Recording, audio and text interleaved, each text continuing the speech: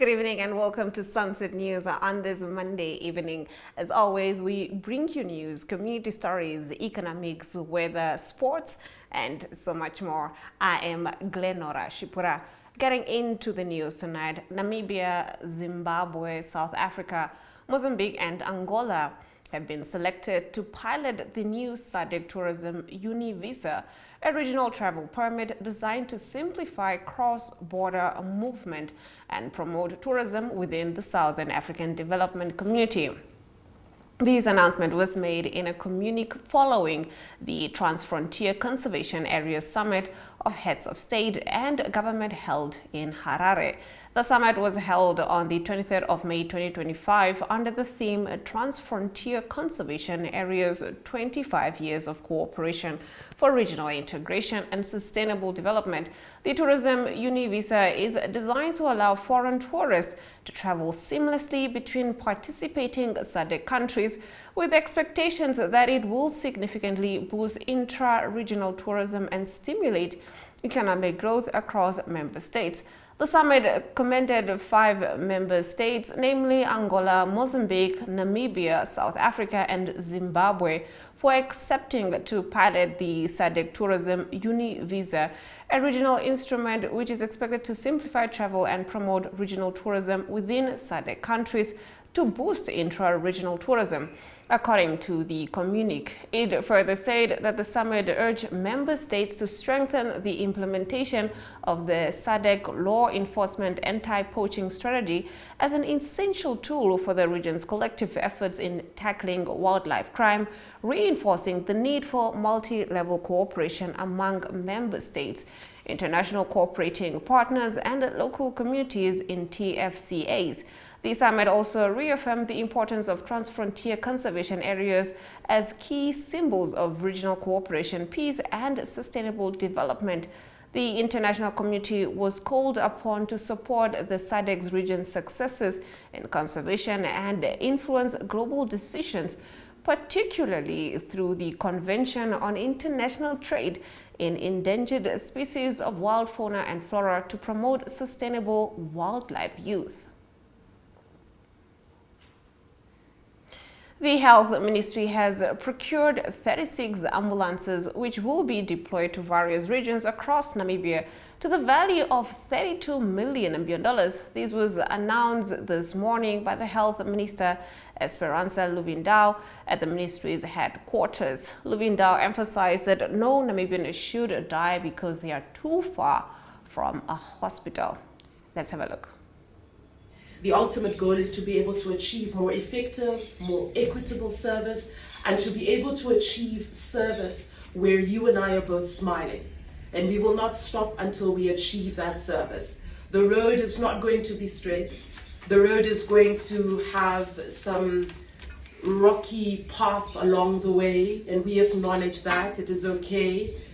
And we also acknowledge the fact that I'm sure you all will agree with me that the current approach of allocating ambulances to different hospitals, health centers, in some cases clinics, is not efficient and effective, and it is not sustainable because we have about 360 health facilities across the country.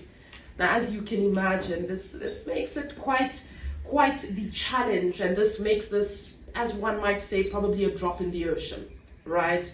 However, we wish to highlight that the ministry will therefore soon be moving away from the current approach of deploying ambulance to various hospitals, healthcare centers, and clinics by establishing medical care emergency response centers in all 14 regions with adequate trained personnel, emergency care practitioners, commonly referred to as ECPs, to ultimately improve emergency times. Now, this does not mean that it will be done in 1 month.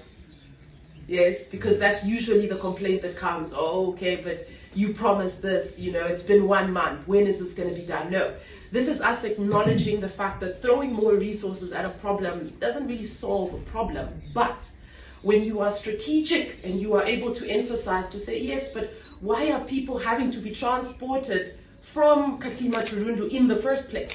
Right? So if we focus on the fact that there's a long distance between the two, we miss it altogether.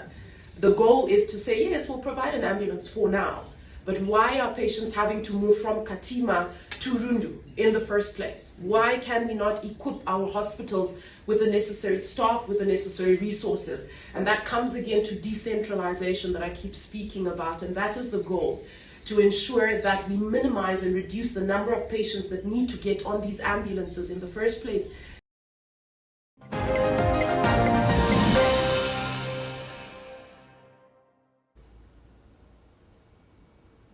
The 2025 edition of the annual Namibia Oil and Gas Conference was officially launched earlier today.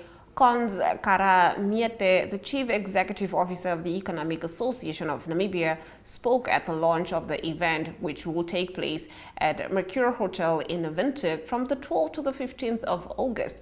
The theme for this year, which marks the third installment, is From Exploration to Action, positioning Namibia as the next energy frontier. Let's have a look.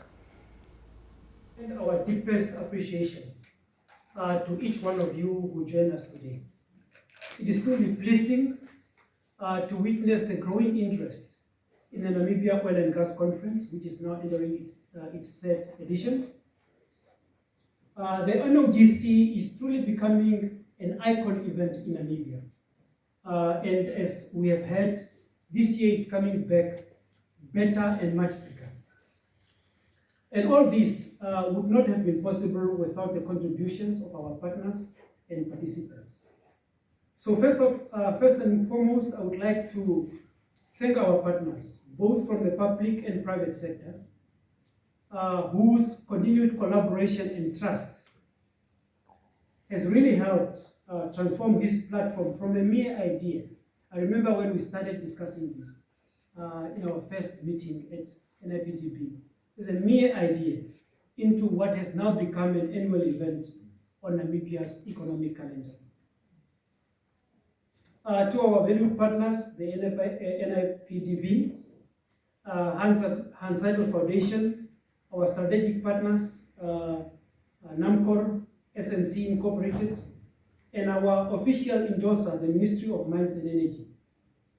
Your continued partnership has been instrumental in ensuring the success and smooth execution of this conference.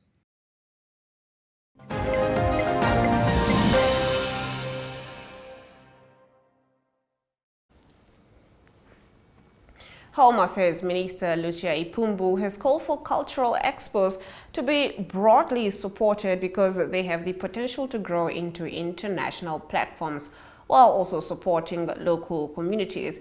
Speaking at the official opening of the 2025 Oshakati Totem Expo on Saturday, Ipumbu said totems play a pivotal role in telling the African story, a narrative that deserves to be shared globally. She also hailed the presence of traditional authorities at the expo and urged them to raise awareness within communities on the importance of cultural expos. Ipumbu further called upon local authorities to organize exhibition events. She made the remarks during the official opening of the 2025 Oshakati Totem Expo. Getting into our next story, FNB Namibia, through the FirstRand Namibia Foundation, has reaffirmed its commitment to improving the lives of differently abled Namibians with a donation of $200,000 to the Steps to Work outreach project. This marks the third consecutive year of partnership between FNB Namibia and Steps to Walk, a global nonprofit organization that provides surgical care for patients suffering from debilitating foot and ankle deformities, while also training local orthopedic surgeons. Living with a disability in Namibia, as in many parts of the world, presents numerous challenges, especially for those in marginalized communities who have limited access to specialized healthcare. This partnership addresses both the urgent medical needs of patients and the long-term sustainability of local medical doctors' expertise. At FNB Namibia, we are committed to building a nation where every citizen has the opportunity to participate meaningfully in our economy and society, said Clara Bohitile, the chairperson of the First Rand Namibia Trust. We believe that access to quality healthcare is a fundamental right, not a privilege, and are passionate about creating a future that includes everyone, regardless of their background or ability. Mali's Men's Lady Pohambo Private Hospital Marketing Manager expressed her appreciation to the First Rand Namibia Foundation.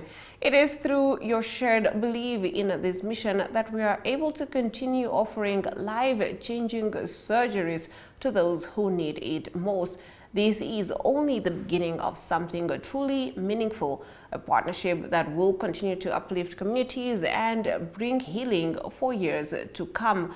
The $200,000 Namibian donation will support surgical procedures for individuals suffering from disabling foot and ankle conditions, while simultaneously Namibian orthopedic surgeons with the knowledge and experience to deliver high-quality care independently. This project is incredibly close to our hearts, not only because of the life-changing impact it has on patients, but also because of the critical skills development it provides to our Namibian medical professionals. All right, that concludes our top stories. On the other side of the break, we take a look at our story of the day. Experience the best of freedom and flexibility with Flex.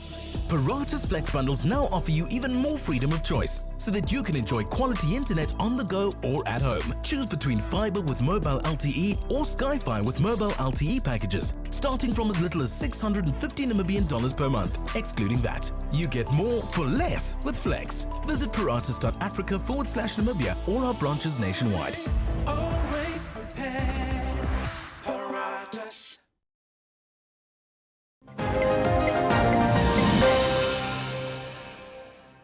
Getting into our story of the day, President Netumbo Nandi Ndaitwah has lauded national reconciliation as the driving force behind the transformation of former adversaries into a united and professional Namibia Defense Force, which he says is now celebrated across the continent for its excellence in peacekeeping. Addressing a full military parade in Grootfontein, her first as Commander-in-Chief to mark the 35th anniversary of the Defense Force, Nandi Ndaitwah emphasized that NDF was born out of the policy of national reconciliation, a courageous choice at independence that replaced wartime animosity with unity and peace. The former opposing forces, the combatants of the People's Liberation Army of Namibia and the Southwest Africa Territory Force, were successfully integrated into a single unified command, she said. Our gratitude goes to those who led and made this integration possible at a time when trust between the two forces was virtually non-existent. She described the unification as a deep-rooted story of the land of the brave and a beacon for post-conflict societies across the globe. Established just 3 months after independence, the NDF's formation was not merely administrative, but profoundly symbolic, emerging of former enemies into comrades under a single national flag. President Nandi Ndaitwah noted that the NDF's journey from mistrust to cohesion reflected the vision of founding President Sam Nujoma, whose call for unity in diversity laid the moral foundation of the Namibian Republic. Quoting Nuyoma's enduring message, a people united, striving to achieve a common good for all members of society, will always emerge victorious. She said the NDF's unity should serve as a model of national identity across all sectors. That unity was on full display during the anniversary celebrations, with all 14 regions represented at the parade, which the president held as a true reflection of the unity in diversity of our motherland. On the other side of this, we take a look at the economic news.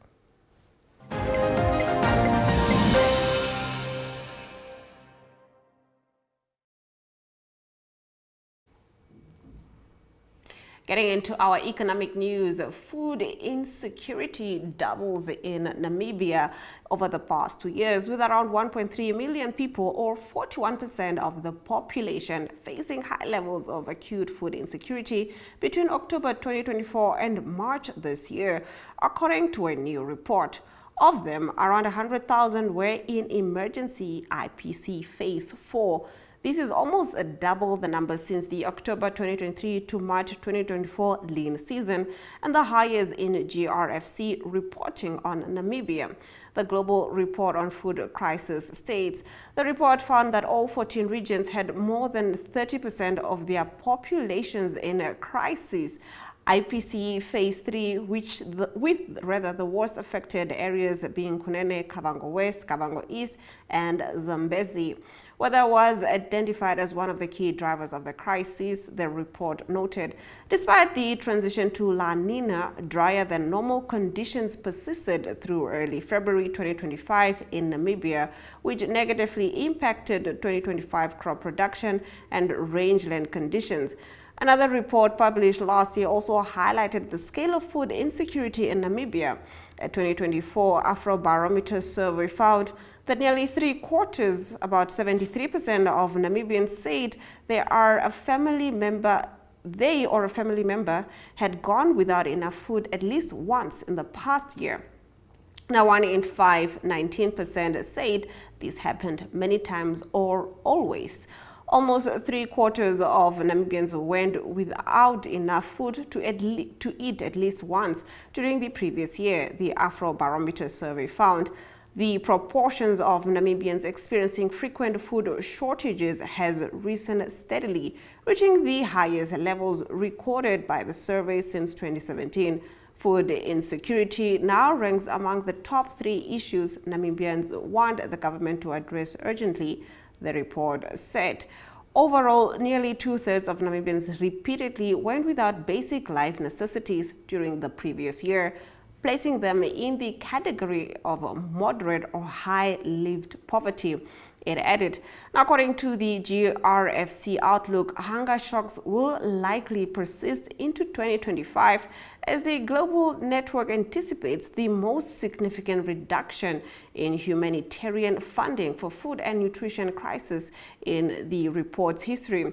Acute food insecurity and child malnutrition rose for the 6th consecutive year in 2024, pushing millions around the globe to the brink in some of the world's most vulnerable regions.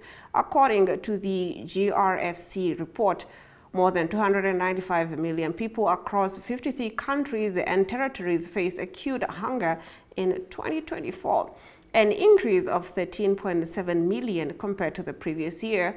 Of great concerns is the worsening prevalence of acute food insecurity, which now stands at 22.6% of the population assessed. This marks the 5th consecutive year in which this figure has remained above 20%, the report stated. This global report on food crisis is another unflinching indictment of a world dangerously off course, said United Nations Secretary General Antonio Guterres. Long-standing crises are now being compounded by another, more recent one, the dramatic reduction in life-saving humanitarian funding to respond to these needs. This is more than a failure of systems. It is a failure of humanity, he added. Hunger in the 21st century is indefensible. We cannot respond to empty stomachs with empty hands and turned backs. Economic shocks, including inflation and currency devaluation, drove hunger in 15 countries, affecting 59.4 million people, still nearly double pre-COVID-19 levels, despite a modest decline in 2023. Meanwhile, weather extremes pushed 18 countries into food crisis, affecting over 96 million people, with significant impacts in Southern Africa, Southern Asia, and the Horn of Africa, the report said. That concludes our economic news. We will now dive into our economic indicators. The Namibian dollar trades against the British pound at 24.22, against the euro at 20.44, against the US dollar at 17.86, to Namibian dollars and 48 cents gets you one Chinese yuan. On the commodities market, all major commodities went up, with Brent crude oil trading at 1.41%, going for $65 and 38 cents per barrel.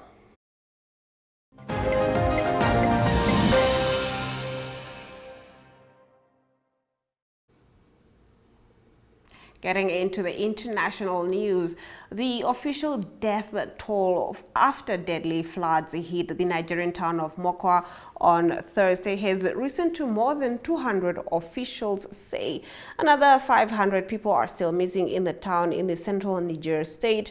However, local official Musa Kimbuku told the BBC that rescue efforts had ceased because authorities no longer believe anyone could still be found alive. The floods, said to be the worst in the area for 60 years, swept through the Mokwa district of Tifin Maza and Anguwan Hausua after torrential rains. In an effort to prevent disease in the area, authorities will soon start to dig out corpses buried underground. Mokwa's district head Muhammadu Aliyu said, recounting scenes of catastrophe. Local residents told the BBC that they saw their homes and family members get washed away. One man, Adumu Yusuf, lost his wife and newborn baby. I watched helplessly as water washed away my family. I survived because I could swim, he told the BBC. Another resident, Salia Suleiman, said the floods had left him homeless and destroyed some of his cash business profits of at least $1,500. Some local residents have said that the flooding was so devastating because a nearby dam had burst. However, the authorities have not confirmed this. On Sunday, the National Emergency Management Agency announced it had started the process of providing relief packages to people affected. The agency added in a post on Facebook that roads and bridges were also affected by the flood, which has had a knock-on effect on the local economy and traffic. The Nigerian Red Cross also released a statement on Friday saying the floods had caused significant loss of life and widespread distress. The incident comes amid heightened tensions in the United States over Israel's war in Gaza, which has spurred both an increase in anti-Semitic hate crime as well as moves by the conservative supporters of Israel. That concludes our international news. We'll now swing over to the weather predictions for tomorrow.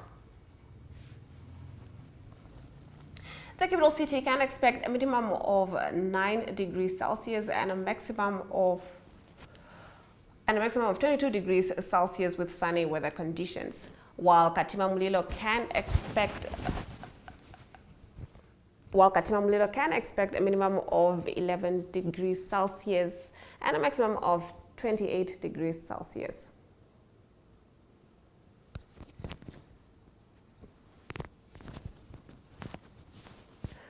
Adamsville can expect a minimum of 14 and a maximum of 27 degrees Celsius with sunny weather conditions, while Henties Bay can expect a minimum of 17 and a maximum of 31 degrees Celsius with sunny weather conditions.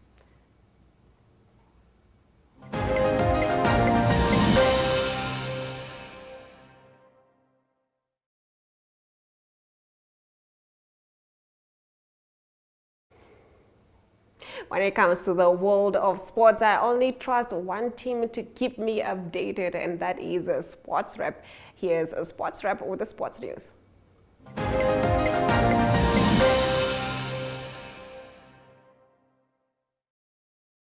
Good day everyone, time for international sports news, and starting off with tennis news first. It is from the French Open. It is week 2 now, and exciting tennis in the round of 16 that was played in the men's division. It is defending champion Carlos Alcaraz. He is number 2 seed, and he beat Ben Shelton of America in a tough 4-setter. The score there 7-6, 6-3, 4-6 and 6-4. The winner, Carlos Alcaraz, flew to the quarterfinals. In the quarterfinals, he will play against Tommy Paul, that got the better of Alex Popyrin of Australia. And then number 8 seed, Lorenzo Musetti of Italy, beat Holger Rune, the 10th seed, in 4 sets.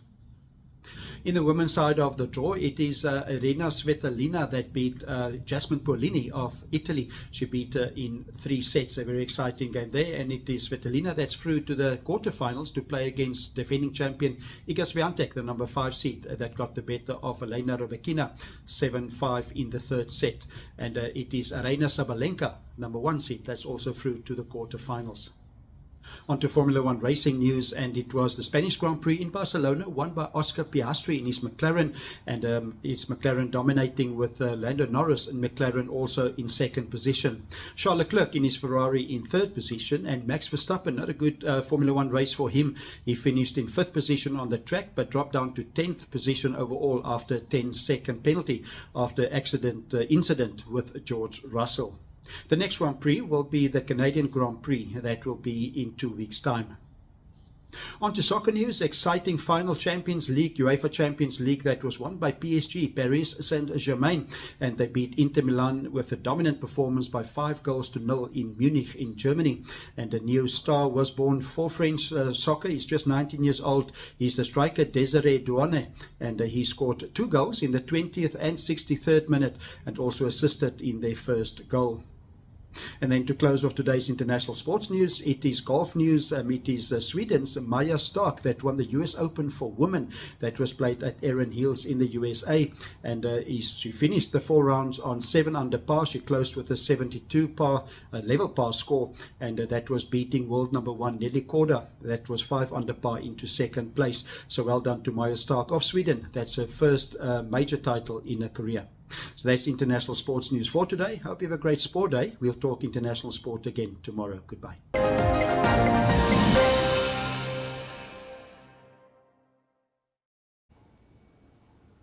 That was Ari Hohard with the sports news. And on that note, we have come to the end of the broadcast. Thank you for tuning in on this Monday evening to catch the latest news with Sunset News. Don't forget that you can catch Sunset News every Monday to Thursday at 7:30 p.m. on our DSTV channel 285, our GoTV channel 25, and on our website, oneup2.com.